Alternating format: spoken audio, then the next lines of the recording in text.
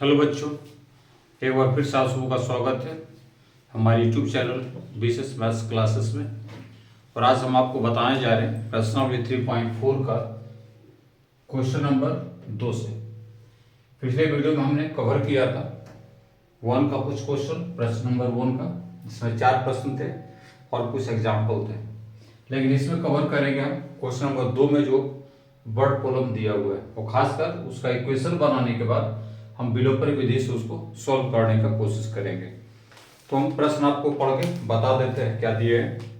दिया है कि यदि हम अंश में एक जोड़ दें और हर में एक घटा दें तो भिन्न में एक में बदल जाती है। ठीक है, पहला यही है सर। तो दूसरा है कि यदि हर में एक जोड़ दें तो यह 1/2 हो जाती है। वह भिन्न क्या है?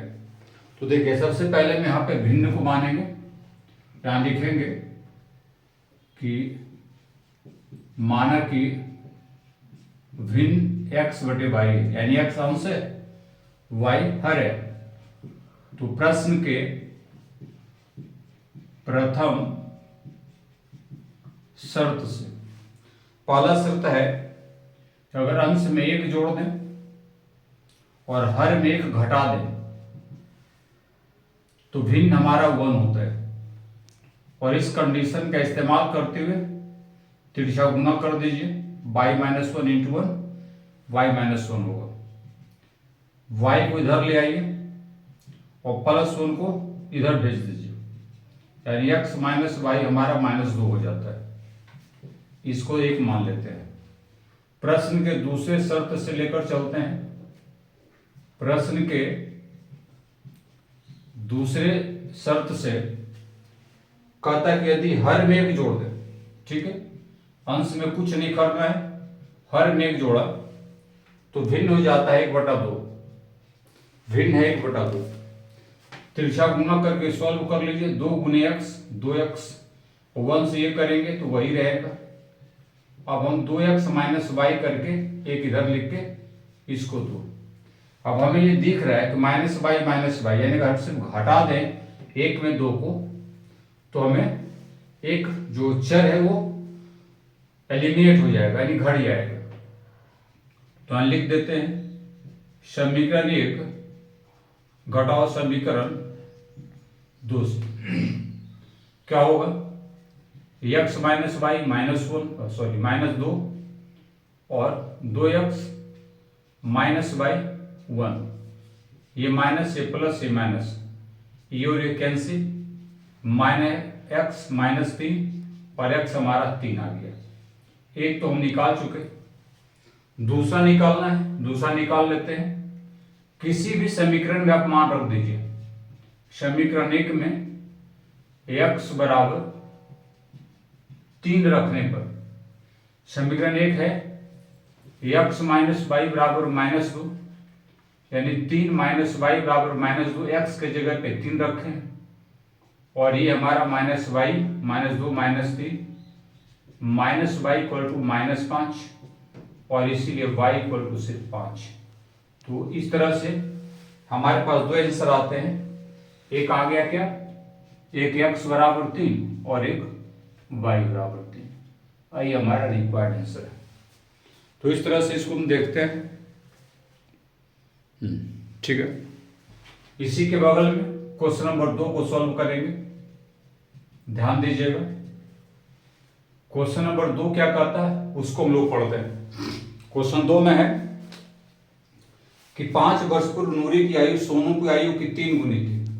ठीक है, तो इसमें 5 वर्ष पहले की बात की है, पहला कंडीशन है। दूसरा कंडीशन है कि 10 वर्ष बाद नूरी की आयु सोनू की आयु की 2 गुनी हो जाएगी।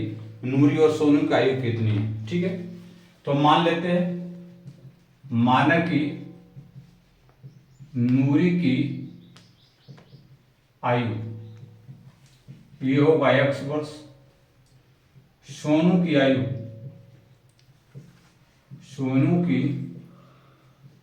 ये हो गया y वर्ष। 5 वर्ष पहले तो लिखिए प्रश्न के प्रथम शर्त से 5 वर्ष पहले का है तो ऐसा कीजिए x में भी 5 घटा दीजिए और बराबर देके y में भी 5 घटा दीजिए। दोनों का 5 वर्ष पहले हो गया। 3 गुनी थी सोनू का, तो यहाँ 3 लगा दीजिए। अब आप इसको सॉल्व कीजिए। यह आएगा 3 गुना y, 3y माइनस 15, y को इधर ले आइए और -5 को 15 की तरफ +5 करके भेजिए। x माइनस 3y माइनस 10, समीकरण 1 हो गया। फिर लिखिए प्रश्न के दूसरे शर्त से 10 वर्ष बाद, तो x में 10 जोड़िए और y में 10 जोड़िए और ये हो जाता है 2 गुनी, तो यहां 2 दे दीजिए, यानी कि x + 10 2y + 20। इधर इसको ले आइए और 20 में 10 को घटा दीजिए। x - 2y = 10, समीकरण 2 हो जाता है। ठीक है, अब हम इसको क्या करेंगे, सॉल्व करेंगे। x यहाँ और x यहाँ इक्वल है, घटा देंगे, फिर लिखेंगे समीकरण 1 घटाओ समीकरण 2 से क्या होगा, x - 3y - 10, x - 2y होगा 10, माइनस प्लस माइनस कटेगा, -3y + 2y, सिर्फ y बचा, -20, y कैंसिल, y = 20 हो जाएगा। एक ही आ गया। अब किसी समीकरण में आप y का मान रख दीजिए तो अगला निकल जाएगा। समीकरण 2 में y = 20 रखने पर समीकरण 2 हमारा है x - 2y 10। अब देखिए x - 2 गुने 20 10, x - 40 बराबर 10 और x बराबर होगा 10 + 40, यानी कि x बराबर आ गया 50। ये हमारा x आ गया। तो इसलिए आंसर लिखेंगे, क्या लिखना है, नूरी की आयु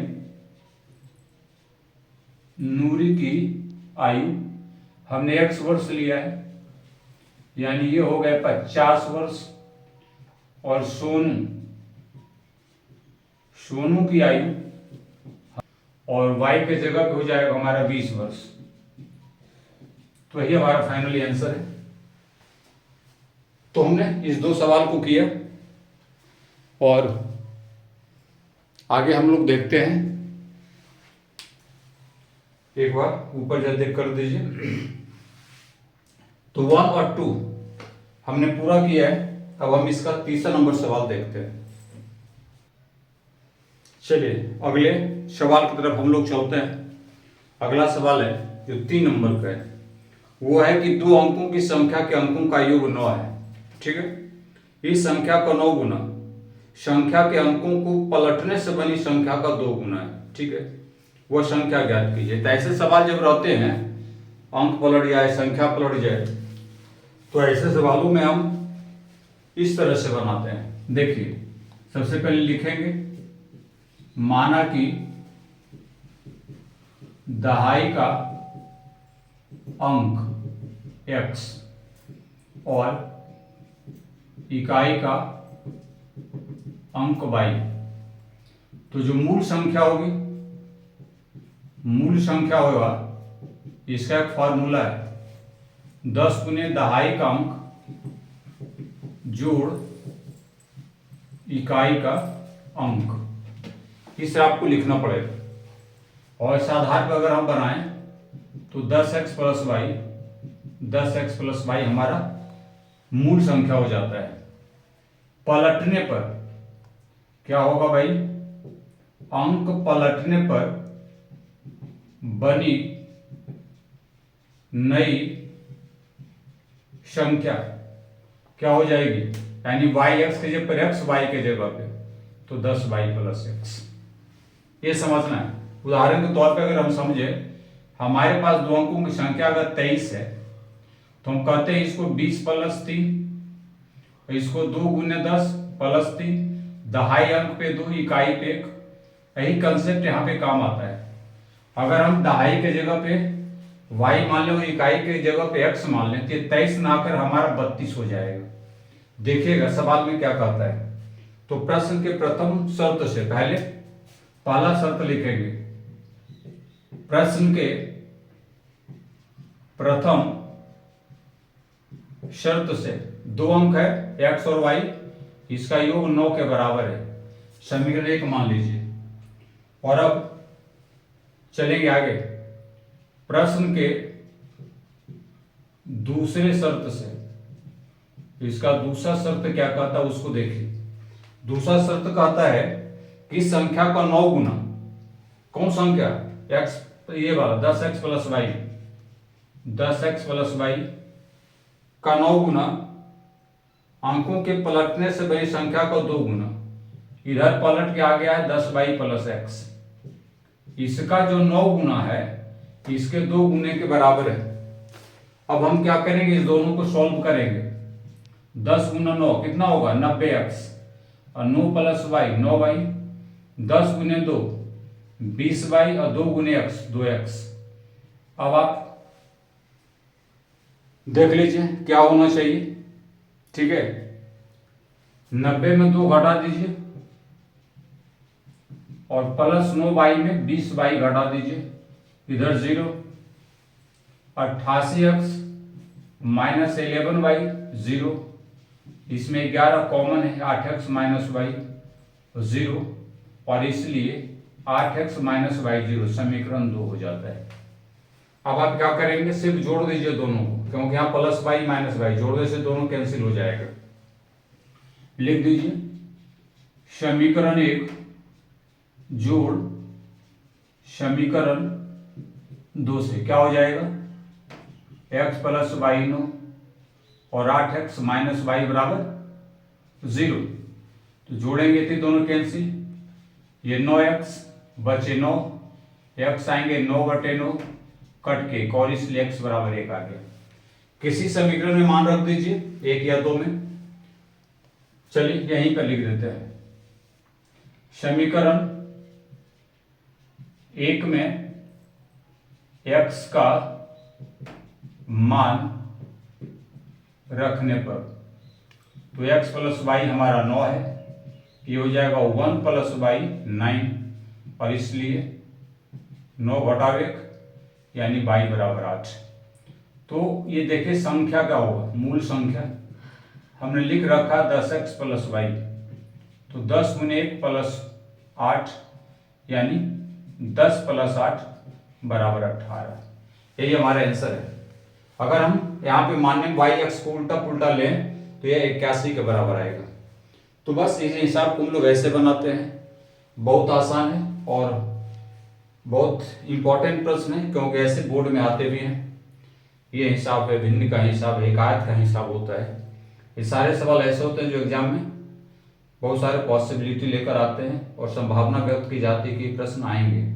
हो सकता है इसके शर्त में थोड़ा सा कुछ उलटफेर हो, लेकिन ऐसे सवाल आने वाले होते हैं। तो बड़ा इंपॉर्टेंट सवाल था। अब हम इसके आगे 4 नंबर सवाल को देखते हैं, वो कैसा सवाल है।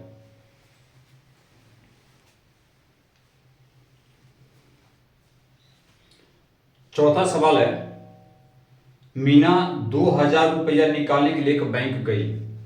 ठीक है, उसने खजांची से 50 रुपये तथा 100 रुपये का नोट देने के लिए कहा।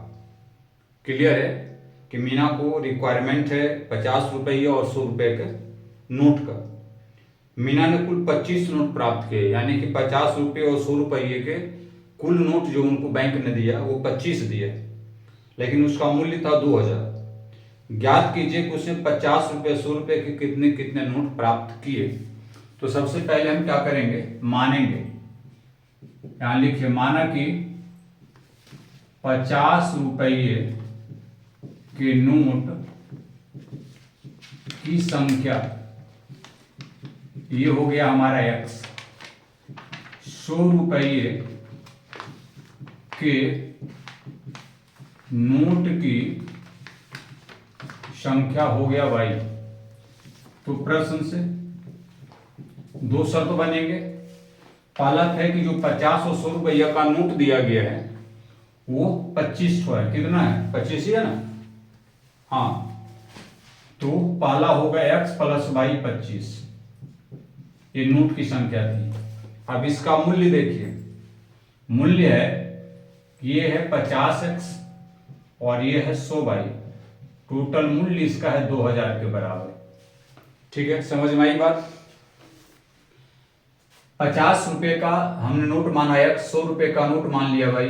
दोनों नोट को मिलाकर जो बैंक ने मीना को दिया था वो 25 था। एक शर्त तो हाँ फुलफिल हुआ। दूसरा था कि दोनों नोटों का कीमत 2000 के बराबर है, तो x गुने 50 और प्लस 100 गुने भाई, ये था 100 रुपए का कीमत वाला, तो ये 50 वाला, तो दोनों की कीमत को जोड़ेंगे 2000 के बराबर होगा। अब दो समीकरण हमने बना लिए, यहाँ 50 यहाँ पे x है, क्या करेंगे 50 से गुना कर दीजिए और फिर घटा दीजिए। लिखे इस तरह से, समीकरण 1 गुने 50 घटाओ समीकरण 2 से। 50 में x करेंगे 50x, 50 गुने y करेंगे 50y और 50 गुने 25 करेंगे तो 1750।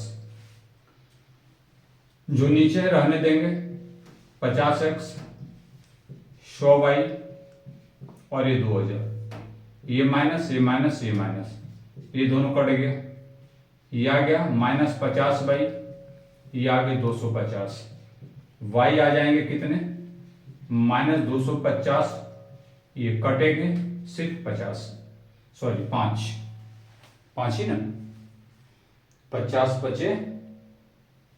चलिए ठीक है, अब हम निकालेंगे समीकरण 1 में y का मान रखने पर। समीकरण 1 में y का मान रखने पर y हमारे पास क्या है x प्लस वाई 25 और इसीलिए x प्लस वाई है 5, लिख दीजिए 5 और x बराबर 25 घटाओ 5 तो x बराबर आ गए 20। देखिए x प्लस वाई करेंगे तो 50 आ जाएगा, यानी 50 रुपए के नोट की संख्या लिख दीजिए। 50 रुपये के नोट की जो संख्या है हमने माना था x, ये हो गए 20। 100 रुपये के नोट की जो संख्या थी वो y 5 और यही हमारा रिक्वायर्ड आंसर है। लास्ट में आप आंसर को ऐसे ब्लॉक कर दीजिए क्योंकि इससे आगे स्टेप नहीं जाएगा, यहीं तक। छोटा सवाल था बट दिया थोड़ा सा लंबा था, तो ऐसे सवालों को हम लोग ऐसे बनाते हैं। अब एक सवाल और बचता है जो लास्ट है ना, 5वां सवाल है, उसको देखते हैं। ओके कर दो। 5वां सवाल क्या कहता है देखिएगा, बुक में भी देख लीजिए क्या है ये। 5वां सवाल है, किराए पर पुस्तकें देने वाले किसी पुस्तकालय का प्रथम 3 दिनों का, यानी पहले 3 दिनों का एक नियत किराया है। यानी कोई पुस्तकालय है, अगर आप वहां जाते हैं किताब लेने के लिए और अगर वो आपको किताब देता है तो पहले 3 दिन अगर आप किताब रखेंगे तो उसका एक वो फिक्स चार्ज लेगा 3 दिन का। पहले 3 दिन अगर रखेंगे तो फिक्स 3 दिन में आपको कुछ अमाउंट देना पड़ेगा और उसके बाद प्रत्येक अलग अतिरिक्त दिन का अलग किराया है। यानी 3 दिन के बाद अगर आपने किताब को 4 दिन रख लिया, 5 दिन रख लिया, तो 3 दिन के अलावा जो चौथा और 5वां या 6ठा दिन होगा उसका एक अलग किराया निर्धारित किया हुआ है। अब समझिए सवाल को, समझ में आया। प्रथम 3 दिन अगर हम किताब रखेंगे तो फिक्स चार्ज देना पड़ेगा और 3 दिन के बाद अगर हम 4 दिन, 5 दिन, 6 दिन, 7 दिन भी किताब को रखते हैं तो ये बात समझिएगा कि उसको आपको फिर अलग से किराया देना पड़ेगा, वो एक अलग अतिरिक्त किराया हो जाएगा वो। अब सरिता ने 7 दिनों तक एक पुस्तक रखने के लिए 27 रुपया अदा किया, तो पहले 3 दिन अब फिर 4 दिन रखा होगा तब ना 7 दिन हुआ, तो इसलिए 27 रुपया दिया। और जबकि सुशी ने एक पुस्तक 5 दिनों तक रख ले 21 रुपया अदा किया, यानी इसका मतलब क्या हुआ, सुशी 5 दिन रखा, यानी 3 दिन नियत वाला रखा और 2 दिन एक्स्ट्रा रख लिया था, तो x प्लस 2y बराबर 21। तो इस कंडीशन को हम लोग ऐसे लिखते हैं, सबसे पहले क्या करेंगे हम लोग नियत प्रथम 3 दिन को किराया मान लेते हैं, ठीक ना। यहां लिखिए, माना कि प्रथम 3 दिनों का किराया ₹100 है, ठीक है। और उसके बाद प्रत्येक अतिरिक्त दिन का किराया ये हो जाएगा ₹22। ओके, हमने मान लिया। प्रश्न में यह समझिएगा, सरिता किताब को 7 दिन रखती है और सुशी 5 दिन रखती है। सरिता 7 दिन रखती है तो वो देती है कितना, ₹27, ठीक है। तो एक प्रथम 3 दिन रखेगी तो x, और 4 दिन एक्स्ट्रा तो 4 गुने 22, ऐसा। अब ये ₹27 के बराबर हुआ। सुशी रखती है 5 दिन तो पहले x 3 दिन और 2 तो 2 बाई ये रखी 21। इसको आप 1 ले लीजिए, इसको आप 2 मान लीजिए। अब यहां पे देखिए x को बराबर है, घटा दीजिए। क्या करेंगे, समीकरण 1 घटाओ समीकरण 2 से घटाएंगे। देखिए x + 4y 27 और x + 2y 21। हम घटा देते हैं, घट गया। ये आया 2y, ये आ गए कितने 6, और इसलिए y = 6/2 कटेंगे तो आएगा 3। अब y बराबर 3 आ गया तो समीकरण 1 या 2 किसी में y का वैल्यू पुट कीजिए।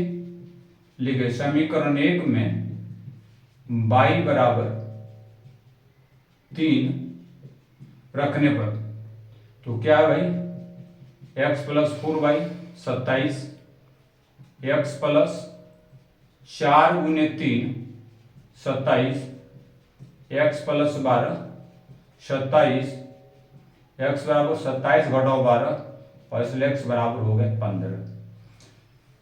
समझ में आ गया कि जो प्रथम 3 दिन का किराया है वो कितना हो गया। लिखिए प्रथम 3 दिन का किराया था ₹100, ये हो गया ₹15 के बराबर। प्रत्येक अतिरिक्त दिन का जो किराया है वह है ₹22, ये आ गया ₹3 के बराबर।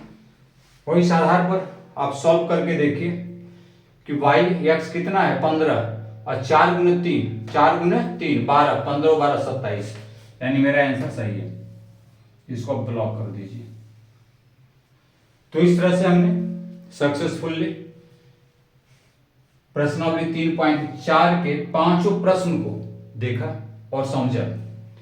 बहुत आसान था, फर्क बस इतना था कि ऐसे प्रश्नों में हमें 2 शर्त होते हैं, दोनों शर्त को फुलफिल करना होता है, उसको समझकर लिखना होता है। फिर क्वेश्चन बनाने के बाद हम स्वतंत्र हैं, क्योंकि विलोपन विधि का चैप्टर था, खासकर हमने विलोपन लगा दिया। आप स्वतंत्र कोई भी विधियां इस्तेमाल कर सकते हैं।